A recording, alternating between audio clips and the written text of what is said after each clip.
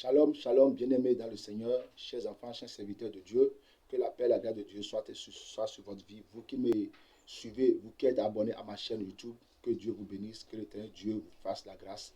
Bien-aimés, ce matin, nous allons juste partager un message dans le livre de Marc 3, Marc 10, le verset 19.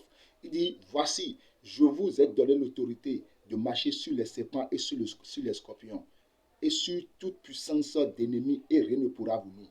Bien-aimés, c'est Jésus-Christ qui est en train de parler là. Il nous donne une autorité, nous, en tant qu'enfants de Dieu, de marcher sur les démons, sur nos situations, sur les problèmes de nos vies. Bien-aimés, c'est une grande chose, c'est une bonne chose que, en tant qu'enfants de Dieu, que nous exécutons cette autorité. Je voulais te dire ce matin, bien-aimé, il a un main caché là. Mais si nous voulons que cette autorité que Jésus nous a donnée, le pouvoir qu'il nous a donné, si nous voulons que ce pouvoir agisse comme ce qu'il nous a dit, nous devons vivre une vie loin du péché. Si nous demeurons dans le péché, bien-aimé, l'ennemi va nous écraser. Si nous nous mettons devant une situation et si nous proclamons cette puissance, si nous proclamons cette parole de Jésus-Christ, cela ne va pas avoir d'effet parce que nous sommes remplis du péché. Un chrétien doit vivre une vie loin du péché afin que les promesses de Dieu puissent être accomplies sur sa vie.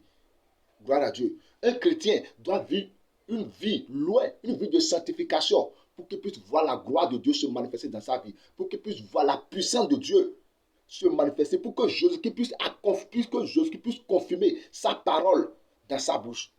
Bien-aimé, Jésus nous a donné une autorité et nous devons utiliser cette autorité.